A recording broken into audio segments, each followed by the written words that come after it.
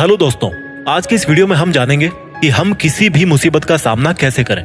देखिए, मुसीबतें हमारे जीवन का बहुत जरूरी हिस्सा होती हैं और जब भी आपकी लाइफ में कोई मुसीबत आती है और अगर आप किसी से भी सलाह मांगते हो तो आपको हर कोई यही बोलता है कि मुसीबतों का सामना करना सीखो। लेकिन ये तो केवल आपको खुद को पता होता है कि आपको उस वक्त कितना डर लग रहा होता है कि आगे क्या होगा। तो हम मुसीबत का सामना कैसे करें? अलग अलग तरह की मुसीबतें आती है हमारी लाइफ में। कभी आपकी एग्जाम आ गई और आपको कुछ याद नहीं हो रहा। कभी आप वजन कम करना चाह रहे हो, वजन कम नहीं हो रहा। आप नौकरी की तलाश में हो, नौकरी नहीं मिल रही। आप YouTube चैनल चला रहे हो, बहुत अच्छी वीडियो बना रहे हो, लेकिन उन पे व्यूज नहीं आ रहे। आपको कार खरीदनी है लेकिन पैसों की दिक्कत हो रही है। कहने का मतलब है कि जिंदगी में मुसीबत पे मुसीबत है, हर कदम पर मुसीबत है, हर सांस के साथ मुसीबत है। सुबह उठने के साथ मुसीबत शुरू होती है और रात होने के बाद भी मुसीबतें खत्म नहीं होती। तो अगर आपके सामने किसी भी तरह की मुसीबत आ जाए तो आप उसका मुकाबला कैसे करोगे? मैं आपको सिखाऊंगा इस वीडियो में कि कैसे आप अपनी मुसीबतों के बादशाह बन सकते हैं, उनको हरा करके चैंपियन बन सकते हैं। क्योंकि भाई, जब तक मुसीबत रहेगी तब तक वह आपको नीचे दबाने की कोशिश करती रहेगी,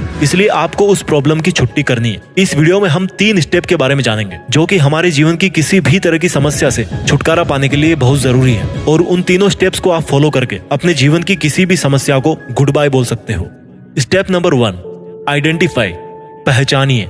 सबसे पहला स्टेप है किसी भी मुसीबत से लड़ने के लिए कि आपको पता तो पड़े कि आप एक्चुअल में मुसीबत में हो भी या नहीं। अब इस बात का क्या मतलब हुआ कि आप एक्चुअल में मुसीबत में हो या नहीं? देखिए, हम इंसान हैं और कुछ समस्याएं हम पैदा होने के समय साथ लेके आते हैं और अपनी मौत के साथ ही वापस लेके जाते हैं। जैसे कि लोगों के ताने। बचपन में हर कोई हमें डांटता रहता है, जवानी में हमारा कोई साथ नहीं देता। तो अगर आप इसको प्रॉब्लम कहोगे तो भाई आप हर सेकंड परेशान रहोगे। आपके पास में इग्नोर करने के अलावा और कोई ऑप्शन नहीं होता। इस तरह की प्रॉब्लम्स डिजर्व नहीं करती कि आप उनको प्रॉब्लम का नाम भी दो। तो इस तरह की चीजें जो दूसरों के एक्शंस की वजह से चेंज होती है, जो दूसरों के एक्शंस पे डिपेंड करती है, जिनके जिम्मेदार आप नहीं हो, उनके बारे में आपको फालतू टेंशन नहीं लेनी चाहिए। क्योंकि आपके टेंशन करने ना करने से, और अगर आप दुनिया को बोल बोल कर सुधारना चाहते हो, तब तो भाई आपका कल्याण हो गया।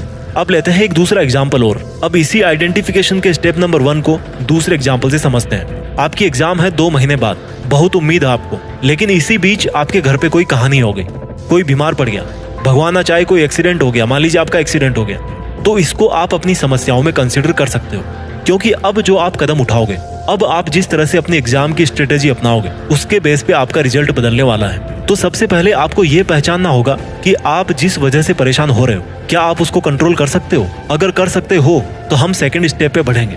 और वो समस्या अगर किसी और की वजह से है, कोई और उसको कंट्रोल कर रहा है, आपके टेंशन करने या नहीं करने से उस पर कोई असर नहीं पड़ रहा, तो भाई आप किसी गारंटी लोगे? अपने काम पे ध्यान दो, ये सोचकर कि ये प्रॉब्लम तो मेरे मरने पे ही खत्म होगी। अब मेरे हाथ में केवल इतना है कि मुझे काम करना है या नहीं करना है। और मैं गारंटी लेता हूँ कि इस आइडेंटिफिकेशन के पहले स्टेप में आपकी आधी से ज्यादा मुसीबतें वहीं पे खत्म हो जाएगी। क्योंकि अगर आप ध्यान से सोचोगे तो वो प्रॉब्लम आपके साथ में नहीं है, वो प्रॉब्लम किसी और के साथ है। हाँ, मानता हूँ कि आप उससे अफेक्ट हो रहे हो, बट अफेक्ट होना, this is again your choice. कैसे है आपकी चॉइस? मुझे ये बताओ, कोई अगर आपको बोल रहा है कि तू तो कुएं में गिरने के लायक है, तो क्या आप कभी ऐसा सोचोगे कि यार मैं कूदूं या ना कूदूं? क्या आप उस बात को कंसिडर करोगे?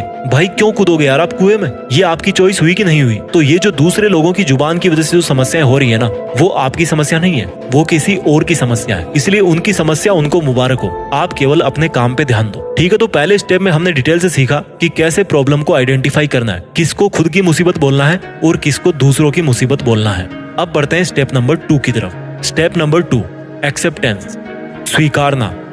जब आपको पता लग गया कि अब अगर मैं कुछ नहीं करूंगा तो फिर फ्यूचर में मुझे कुछ या तो कम मिलेगा या फिर मेरा नुकसान हो सकता है, और इस नुकसान को मैं कोई स्टेप उठा करके या तो खत्म कर सकता हूँ या फिर कम कर सकता हूँ, और मेरा इंटरफियरेंस इस प्रॉब्लम में बहुत ज्यादा जरूरी है। तो अगर ऐसा है तो खुले दिल से दोनों हाथ फैला के उस मुसीबत को अपनी मुसीबत बना लीजिए, उस प्रॉब्लम को अपनी प्रॉब्लम स्वीकार कर लीजिए। और जब वो प्रॉब्लम आपसे गले मिले तो उसके कान में चुपके से बोलो कि तू तो अपनी प्रॉब्लम है यार, तुझे तो प्यार से देखेंगे। देखिए, ये जीवन जीने का तरीका है, ये जीवन जीने का अंदाज है।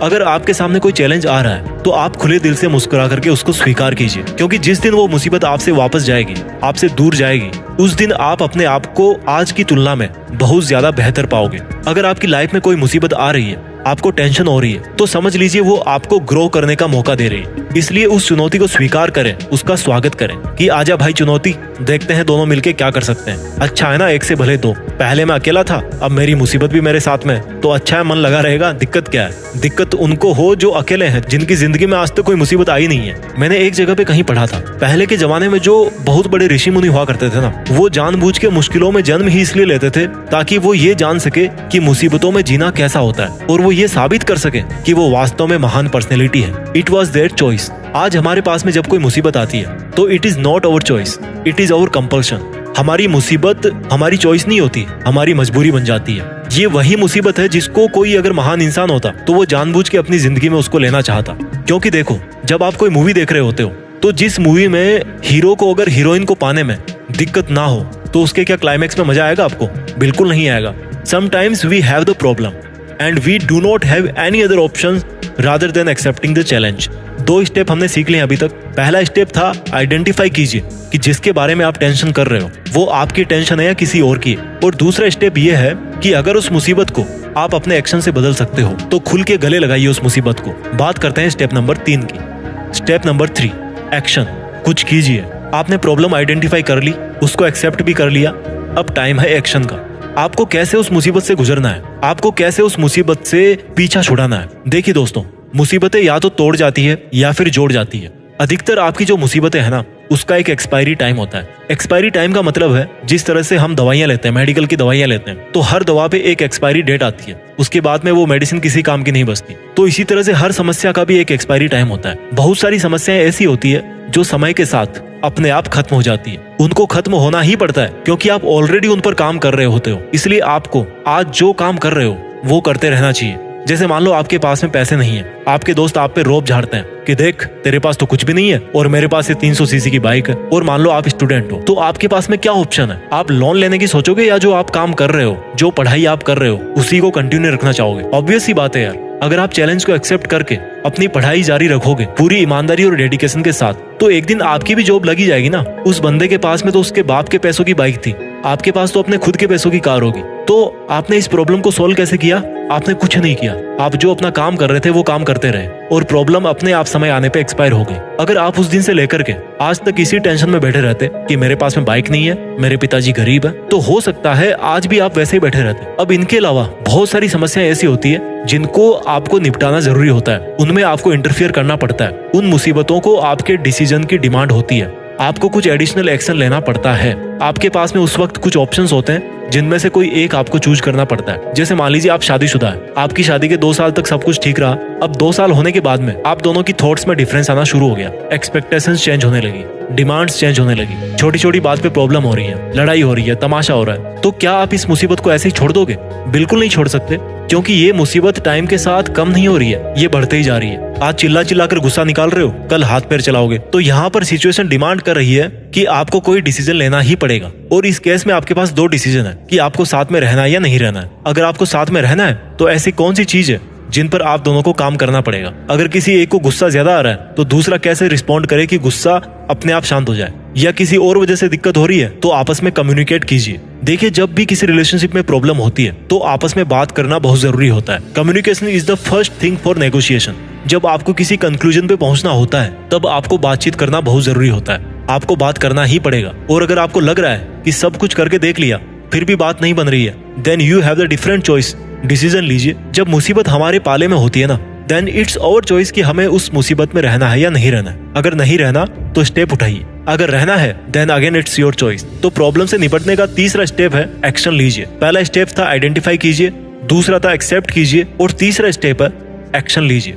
दोस्तों, इस वीडियो के लास्ट में मैं यही बोलना चाहूंगा कि जब भी हम मुसीबत में होते हैं तो हम में से अधिकतर लोग केवल ये शिकायत करते हैं कि उनके पास में क्या नहीं है। मेरा आपसे अनुरोध है कि जब भी आपकी लाइफ में कोई मुसीबत आए तो आप ये देखिए कि आपके पास में उस वक्त क्या है। बुरे वक्त में ये याद रखें कि आपके पास में कौन कौन सी अच्छी चीजें हैं, कौन आपका फ्रेंड है, कौन आपकी फैमिली में है, आपके पास में रिसोर्सेज क्या क्या है। Look out at all possibilities. I hope this video helped you. अगर आप भी शेयर करना चाहते हैं कोई ऐसा तरीका जिसने आपको अपनी समस्याओं में और ज्यादा स्ट्रॉन्ग बनाया है, या आप उसको यूज करके अपनी समस्याओं से बाहर निकले हो, तो इस वीडियो के कमेंट सेक्शन के जरिए उसको जरूर शेयर करना। आई होप आपको ये वीडियो अच्छा लगा होगा। अगर अच्छा लगा तो इस वीडियो को उस बंदे तक जरूर पहुंचाइए जो अभी किसी मुसीबत से गुजर रहा है। अपना ख्याल रखिए और आगे बढ़ते रहिए।